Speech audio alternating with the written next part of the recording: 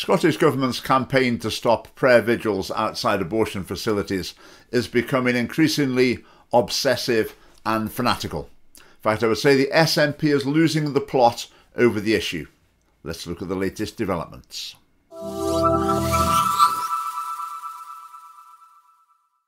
Well, John Mason is the sole MSP in the entire Scottish Parliament who speaks out from a pro-life point of view, and he has defended these prayer vigils outside abortion clinics, saying that they're obviously peaceful, they're not intimidating, they're not threatening, and they serve a purpose. There's some women going for an abortion might have a doubt, might want to talk to someone who will offer support and help to go down a different road than the abortions. That's John Mason's view that is expressed, perfectly reasonable view. But he's been disciplined by the SNP. He's been given a written warning, and the letter came from the SNP MSPs Stuart McMillan and Gordon MacDonald. Now let's have a look at this letter that they wrote. It says it's been leaked to the press. Dear John, we're writing to you regarding your recent conduct. You've made repeated comments across social media platforms regarding your views on women's reproductive rights and access to healthcare. I mean, note the language there, reproductive rights, access to healthcare, taking for granted the pro-abortion position, framing the entire presentation of their case in absolutely pro-abortion jargon. Now, has John got any right to complain about that? Of course not. John's chosen to be a member of the SNP, knowing that the SNP is a fanatically pro-abortion party. So as a letter from the SNP, that's exactly what we should expect from it. Should be pro-abortion rhetoric. Anyway, carrying on.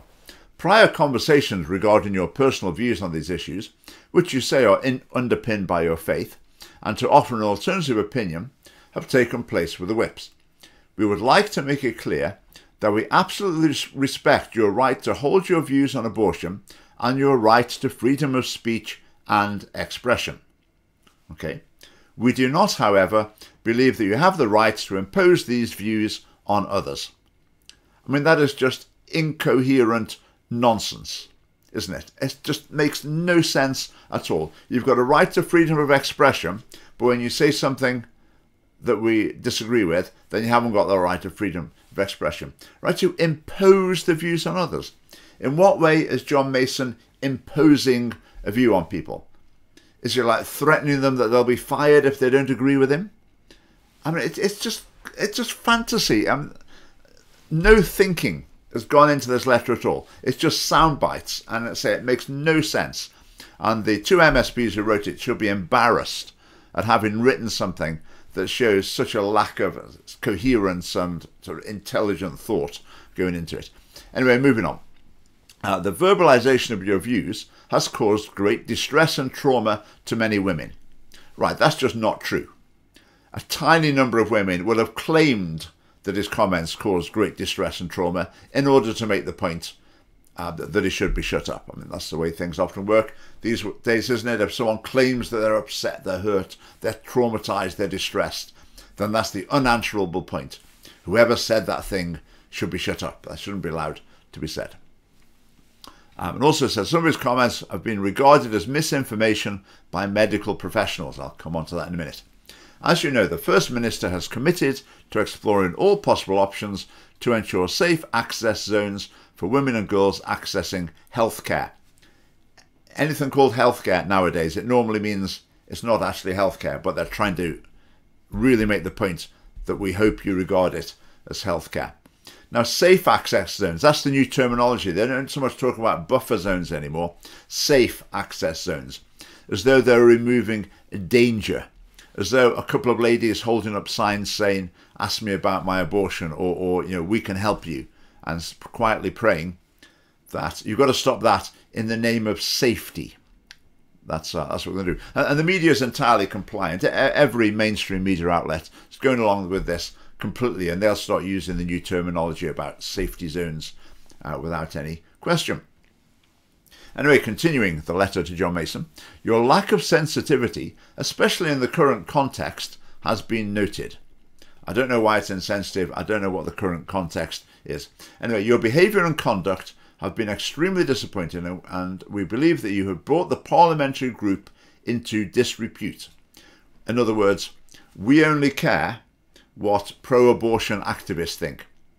We don't care what pro-lifers think.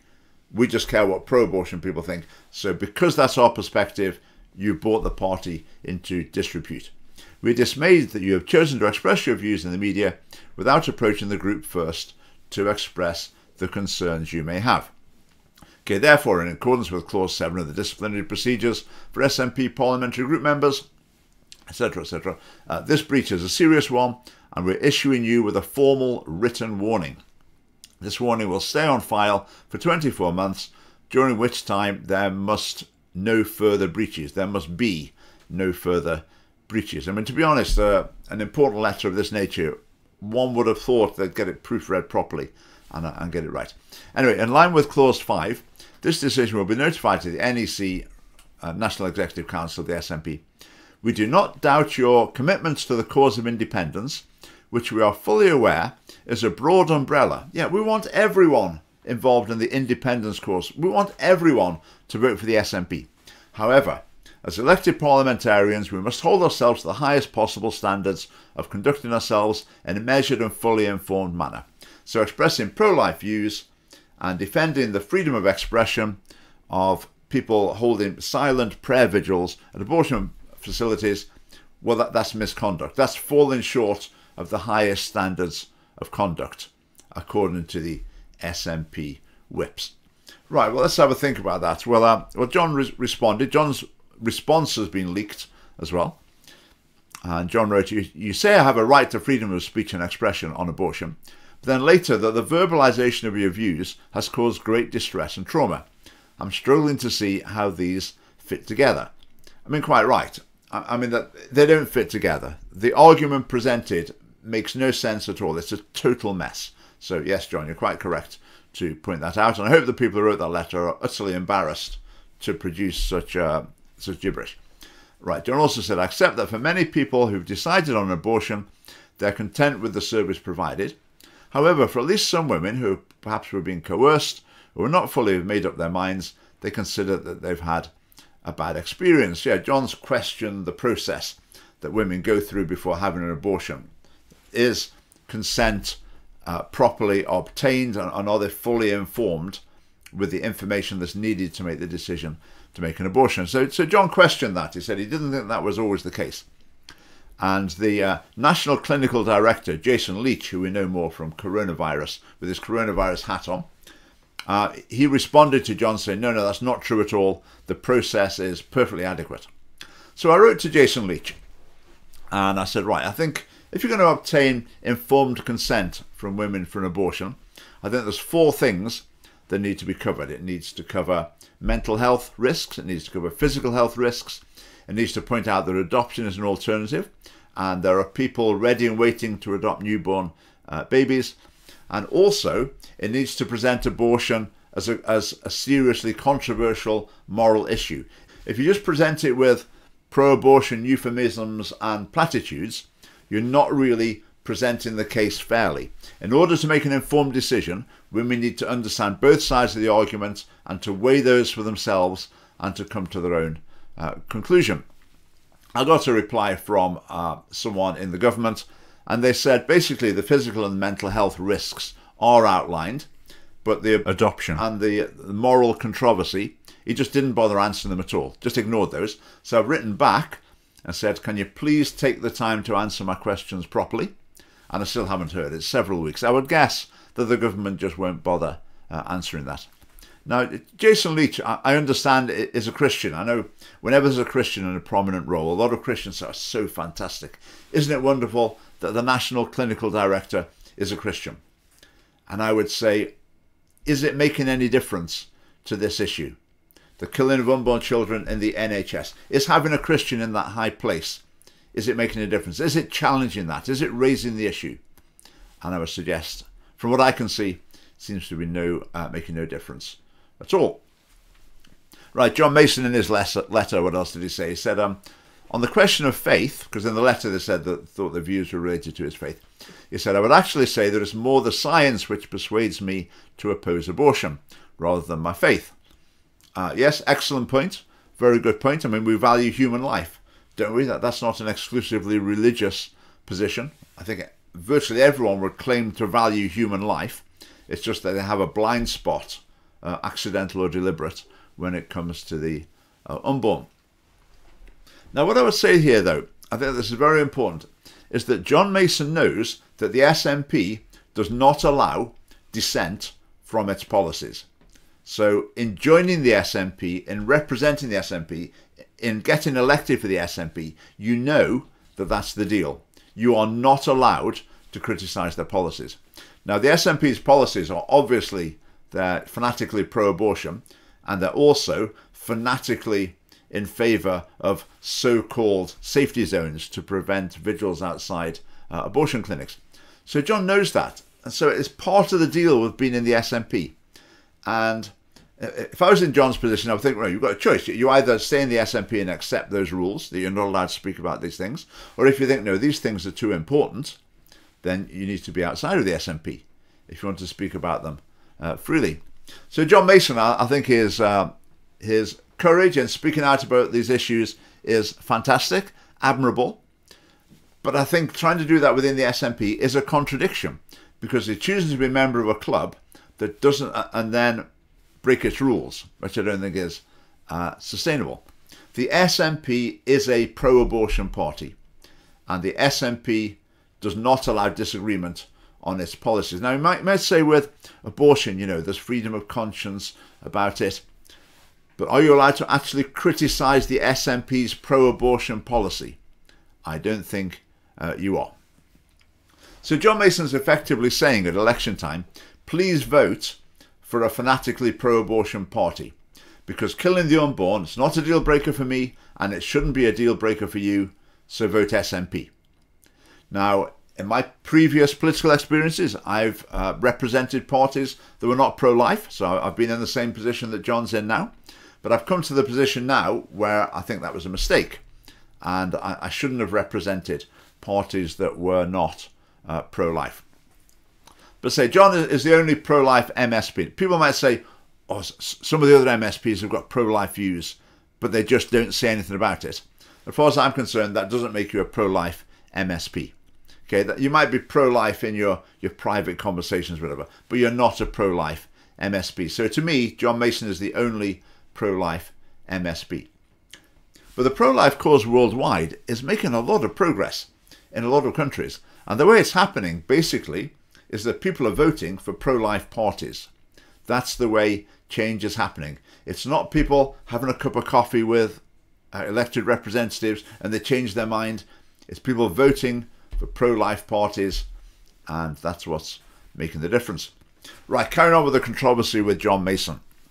So the Bishop of Paisley has weighed into it, John Keenan, and he criticised the SNP, and this is a report from the Herald.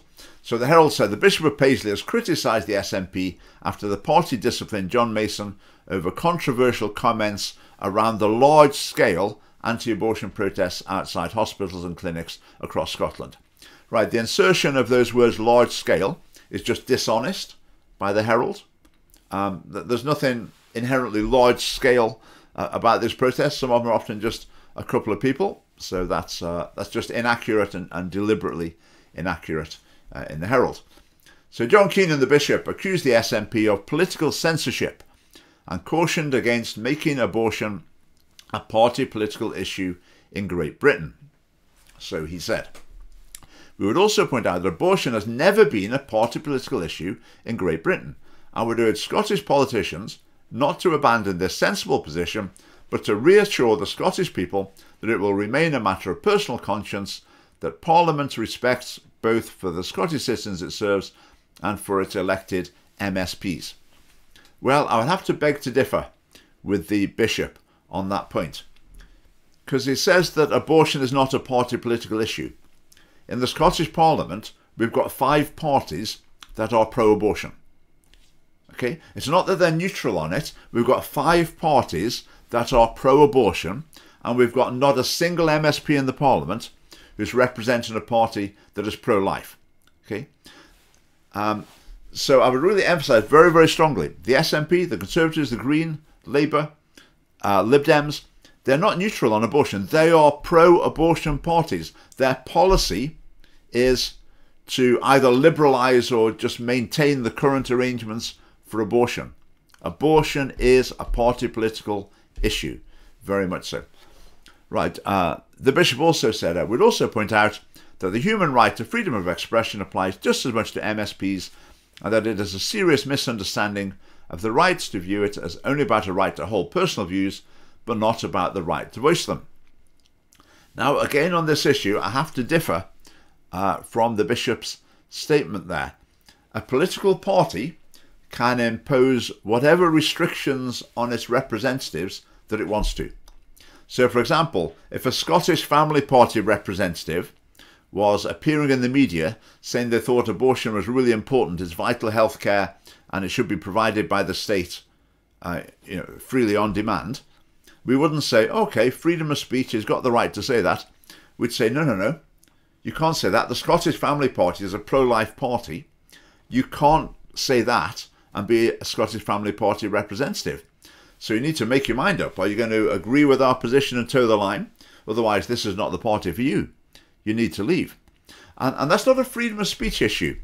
That's a political party issue. Political parties would be meaningless if their representatives were just allowed to say absolutely whatever they liked on anything. Because, yeah, how is it then a political party? How do people know what they're voting for if there's no core policies? So I disagree with that. It's not about human rights. It's about political priorities. All of the political parties would have issues where they would not allow their members to diverge from an official viewpoint. Like, for example, if you were a Conservative MSP and you said, you know what, I think Scottish independence would be a great idea. And then the Conservative Party would say, no, you can't say that. We're disciplining you, we're firing you, you're not representing. And that person said, what about my right to freedom of speech? Well, of course not. If you want to represent the Conservative Party, you're representing their positions. Different parties have different levels of authoritarianism, different levels of freedom. The SNP is very, very restrictive on its representatives, but all parties have to do that. So in that sense, the SNP isn't being unreasonable in telling its representative that it's not allowed to disagree with one of its central priorities. Anyway, John Mason also said in his letter, he said the party could, the SNP and the independents support, they could lose voters if we exclude pro-life voices in Parliament. Now that's an interesting thing to say, isn't it? So what John's saying is, if you let me keep saying some pro-life things, that will help keep pro-life people voting for the SNP. In other words, it will help to keep pro-life voters voting for a pro-abortion party. Now, I can see why John Mason says that, because to the SNP, that might sound like a good deal. If you can keep pro-life voters voting for you, well, of course they want the votes. They want the votes of pro-life voters. They just don't want their opinions. They want to ignore their opinions, contradict them, and head in the opposite direction, but they still want their votes. And John Mason was saying, allowing me to speak out is going to help maintain that situation to keep pro-life voters voting for a pro-abortion party, which I don't think is helpful. Now, another article that's appeared in the media has appeared on a website called The Ferret. It's quite widely read. So the headline, anti-abortion lobbyists met MSPs over 100 times since 2021. And it lists various, mainly Christian campaigning organisations that have had meetings with MSPs, and sometimes abortion has been one of the things, or buffer zone has been one of the things that's been talked about. Now, they're presenting this as some sort of huge scandal, and they're saying, we need more transparency. But how do the journalists know that these meetings have taken place? Because they're in the lobbying register. In other words, it is transparent. That's why we know that they've happened. But they're trying to claim this is some sort of scandal of lack of transparency. I mean, it's a bit bizarre. It's also interesting as well to see just the vast sums of money spent by campaigning groups to employ people to lobby MSPs, for example, on the pro-life issue. I would question how much is achieved by that, to be honest. Does change in a democratic nation occur when individual representatives change their mind on an issue? Not really. I think change occurs when people vote for parties representing that view. And what's happened in America? The Republican Party is a pro-life party. People vote for it, and so you get pro-life policies enacting. The change in America didn't happen by people meeting Democrats, having a cup of coffee with them, and trying to persuade them to become pro-life. Okay, it's happened because of people voting for the Republicans, who are a pro-life party. Now, this is a great quote. I mean, I love this. You'll find this quite amusing. Right, Alice Mumford of Engender. Engender is a taxpayer-funded feminist organisation that's also very, very pro-abortion. So Alice Mumford of Engender suggested the funding represented a huge power imbalance, given that a lot of pro-choice activism is done by volunteers on a shoestring. So Alice Mumford, paid out of your taxes by the government to tell the government what it wants to hear, she's complaining that a lot of pro-choice activism is done by volunteers on a shoestring, while she is a professional paid by the government doing exactly that. Meanwhile, the pro-life organisations are funded by genuine grassroots support, by individual supporters often making small contributions. So, I mean, just a bizarre reversal of reality. Something else the Ferret reported was a statement from the Free Church of Scotland on the issue. Well, the Free Church of Scotland spokesman said they oppose buffer zones, but he also said, we don't advocate pro-life vigils as a wise or appropriate way to engage with the issue.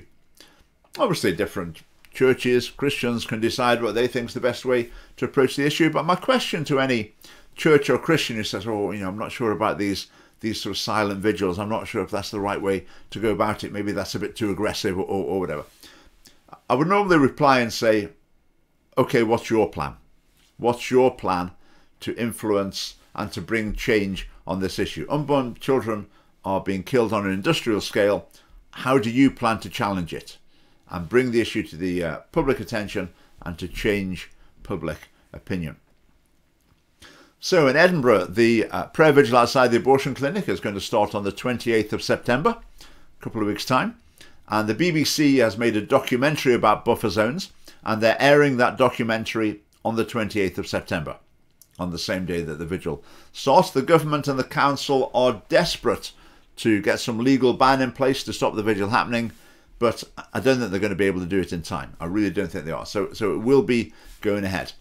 Now, if you'd like to participate in that vigil, it is a specifically Christian vigil. This one, that there's other pro-life organisations, but this is specifically Christian. If you'd like to join, there's an email below. It's actually organised by my wife, Mary.